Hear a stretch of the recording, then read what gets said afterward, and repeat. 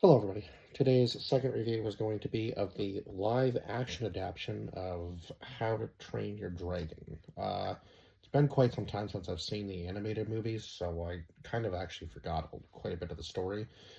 Now, I do believe there was some parts that they obviously skipped over, like the whole kind of like getting the whole crew used to the dragons and so on and so forth, because I mean, obviously they didn't have probably time. It would have been like a probably 3 hour movie if they touched on everything in the story, right? But I mean, I think they did a fairly good job. Most of the casting I thought was okay. There were a couple characters where, I mean, it's a little different, obviously, from the animated movies, like where all of them were blonde. The girl that cast as Astrid had brown hair, which I kind of threw it off, I think, a little bit. They could have given her blonde hair. Maybe it wouldn't have worked as well. I don't know. But, I mean, she played the role pretty good, I thought, anyway, at least from what I remember. And the brother and sister were redheads in the live action adaptation. They were also blonde in the animated movies. So, I mean, yeah, I guess they were trying to. I guess it makes sense in a. I don't know. I think it would have been better if they were all just had the blonde hair. I think that might have worked a little bit better. Uh, but what always threw me off was the fact that they were supposed to be like I believe they're supposed to be Scandinavian, but they all have like the Scottish accents, so it's kind of goofy in that sense. But I guess that kind of adds the comedic value of the movie, not really knowing exactly where these Vikings came from, and they did talk about them coming from all different areas and like walks of life. So I guess it makes sense. I guess it makes sense for this movie to have the diverse groups. I suppose. Yeah. I guess it kind of works for this movie anyway. But I don't really remember. Was there different was there different tribes in the original? Would that be the correct term? Or yeah, was there different tribes of Vikings in the original film? I can't remember if there was, and they were just all stuck on this one island fighting the dragons, or whether um, it was just like this one group. I'm trying to remember exactly, but they did kind of break the fourth wall in a weird way at the beginning of the movie. And yeah, some of it was obviously cheesy, like when he's narrating and then all of a sudden the narration goes into him almost looking directly at the camera. I was like, nah, this doesn't really work for that movie. It's not it's not really like a Deadpool or yeah, it doesn't really work the same when they're trying to break the fourth wall in this movie as it does in some other ones where it felt like kind of forced in a sense. And I just think that took away from the film a little bit.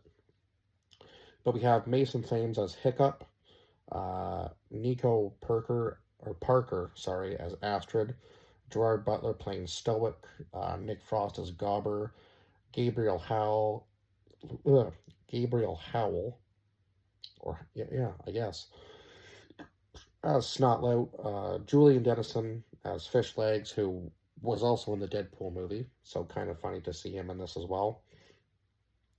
Bronwyn James as Roughnut, and Harry. Uh, was it TH or TR? It's either Feveldwin or Treveldwin as Tough Nut. That's a name. That's a tongue twister of a name, no matter what way you pronounce it. I can't remember what it was, TR or TH. I have it written down sloppily, so forgive me for that. It was one of the two anyway. Um, but yeah, obviously we know pretty much what takes place in this movie. Um, Stoic isn't very happy with Hiccup, obviously, because Hiccup is supposed to be kind of following in his footsteps. And of course, Hiccup has his own idea on life, like, what if we're part of the problem? What if the dragons have really just been attacking us all this time because we took what they had? And it kind of makes sense. And he's just trying to make the dragons and the people coexist. And he does he does show that in a way. Oh, oh my god, I'm sorry. He does show that when he's finally ready to take on like his father's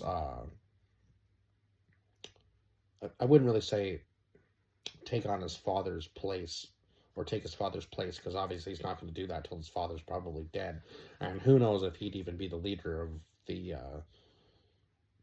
the leader at that point, right?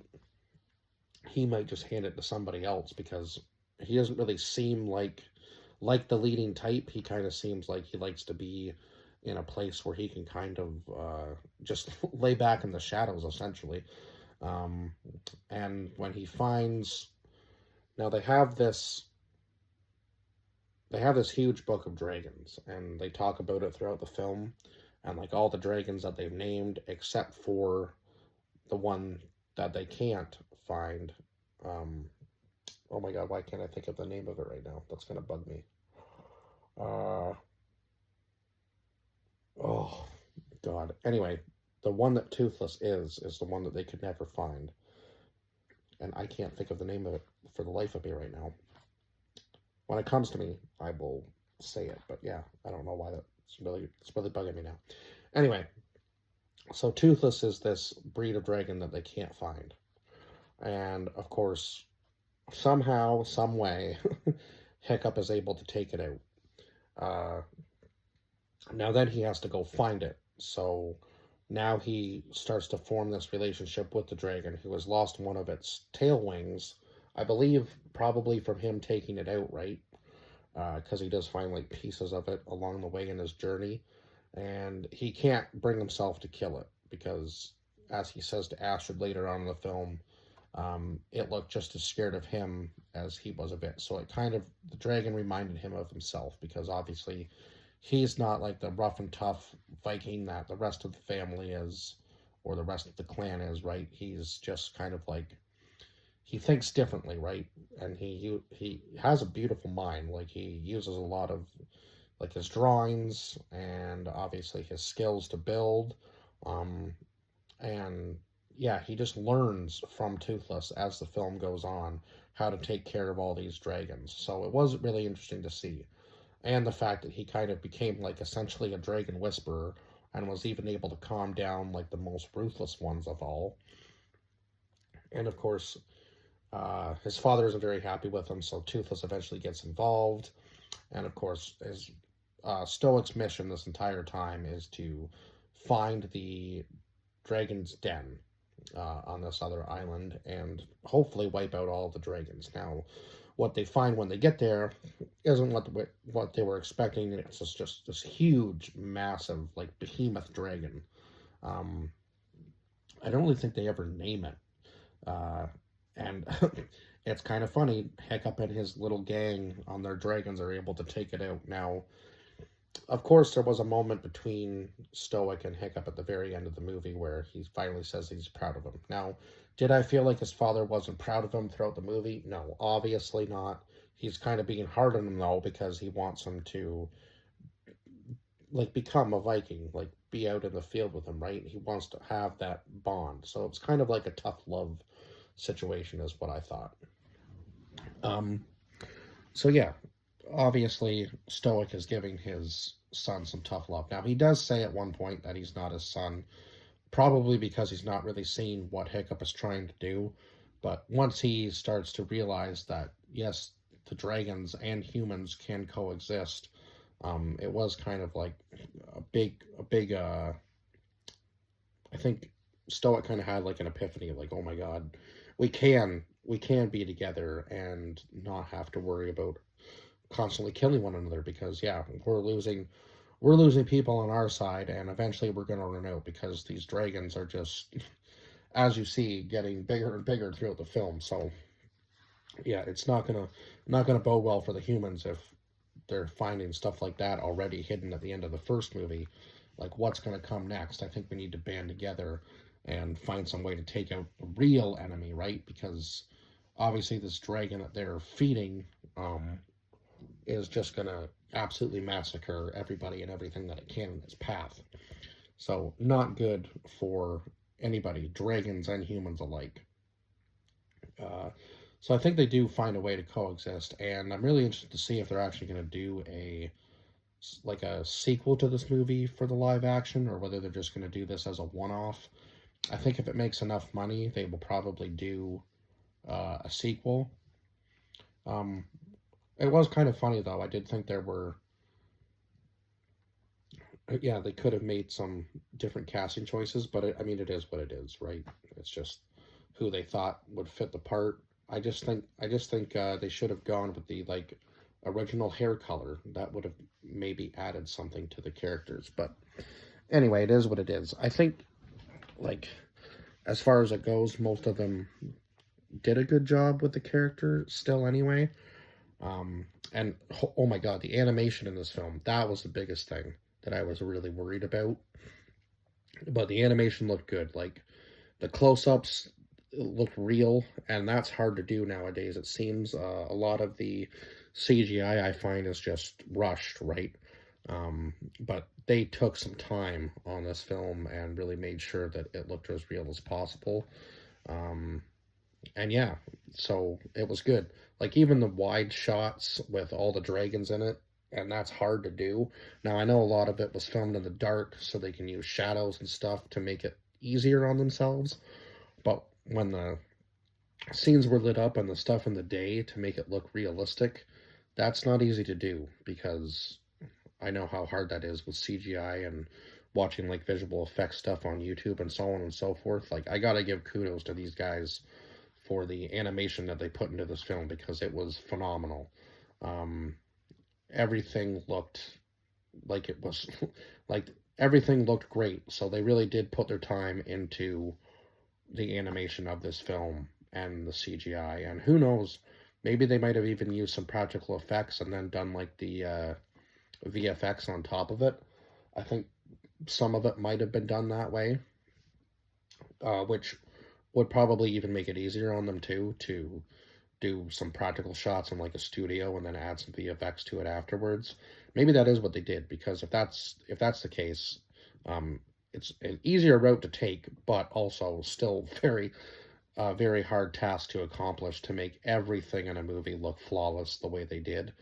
And yeah, I couldn't honestly pinpoint anything wrong with the animation part of this film. So I got to give it to them there. Like as far as it goes, the story is more about Toothless and um, Hiccup anyway, so it makes sense to make the dragons as realistic as possible. And the final battle scene, oh my god, like that dragon that they had to animate, the big one at the end of the film, sure that couldn't have been easy. So yeah, I got to give it to them for the animation of this film. Absolutely phenomenal. But yeah, a lot of cheesiness and some of the story that they skipped, I feel, if I'm remembering correctly. So yeah, I only gave this a 7 out of 10 just because of that. There were a lot of parts where I was like, okay, come on, like, what are we doing here? Especially when Astrid and Hiccup were together and she kisses him on the cheek for the first time. And I'm like, okay, now would be a good time to get like the love story kind of going, but she doesn't kiss until the end of the movie. At least it wasn't like incredibly cheesy, but that whole that whole thing was kind of cheesy. The relationship throughout the movie I thought was a little bit cheesier than the animated one anyway.